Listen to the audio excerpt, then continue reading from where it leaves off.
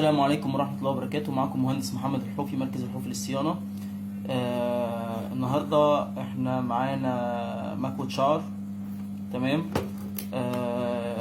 هنعمله مشكلة في الكهرباء فيها، هفهم الناس طبعا المشاكل بتاعت الكهرباء بتاعتها. قبل ما نبتدي الفيديو اتمنى من الكل يعمل لايك، اتمنى اللي مش متابع يعمل فولو، واللي متابعني دايما لو في اي استفسار عن اي حاجة انا تحت امركم كلكم يا جماعة. تمام. ونبتدي بقى الفيديو بتاعنا النهارده. دايما البيبليسات يا جماعه كلها او مكاوي الشعر عامه بيجي فيها عيب مشترك في كل مكاوي، غالي او رخيص. تمام. الكابل بتاع المكوه هما بيبقوا عاملينه زي ما احنا شايفين انه يلف معاك 360 درجه، وحتى بيبقوا يعني كاتبين على العلبه ان فيها اوبشن ان هي السلك بيلف معاك 360 درجه عشان سهوله الحركه.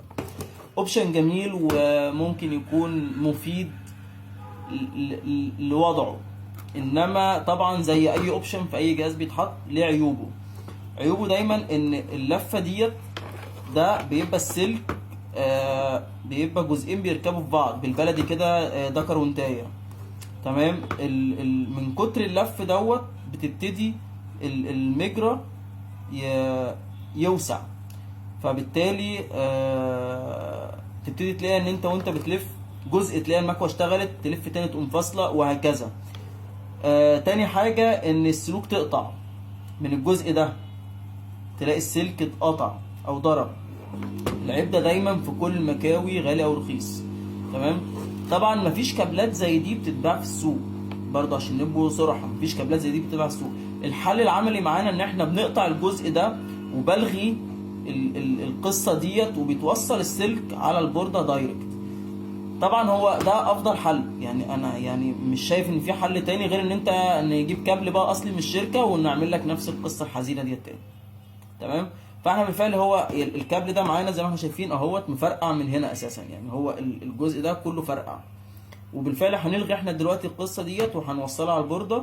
فاحنا هنبتدي عمليه فك المكوه واحده واحده كده يعني مع بعض. فانا دلوقتي هنفك المكوه. تمام. واوري لحضراتكم المكوه من جوه، وان احنا السلك هيتوصل، وبعد كده هنقفلوها ونجربوها مع بعض. زي ما احنا شايفين دلوقتي انا فكيت المكوه اهيت جزئين، المكوه اهي اتفكت. تمام. ده الجزء اللي فيه الكابل اهو، ده الحته اللي انا قلت لحضراتكم عليها. بصوا حضراتكم جزئين بيخشوا في بعض اهو.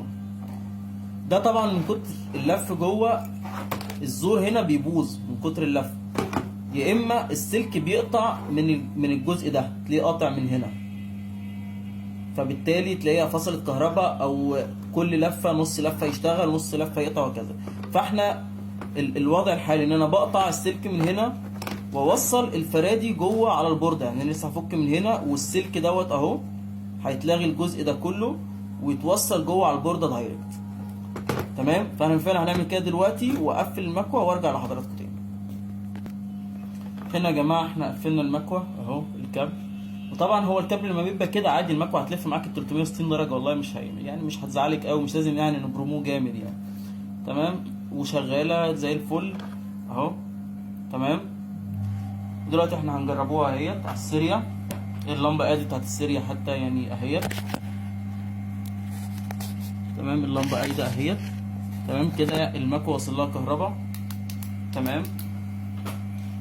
هنجرب اهو 220 ونعلي الحراره، المكوه سخنت. تمام. وكده شغاله مفيهاش اي مشاكل. فده يعني ده حل عملي جدا، وده افضل حل ممكن نحل المشكله ديت. وبنلغوا بقى الجزء دوت، والجزء التاني انا مش عارف راح فين. تمام. بنلغوا الكابل يعني الحته اللي بايظه ديت، ونوصله دايركت على البورده زي ما احنا عملنا هنا دلوقتي. ارجو ان يكون الفيديو دوت كان فيه استفاده. لو في اي حد عايز يسال عن اي حاجه انا تحت امر الجميع، وشرفتوني كلكم بالمتابعه. والسلام عليكم ورحمه الله.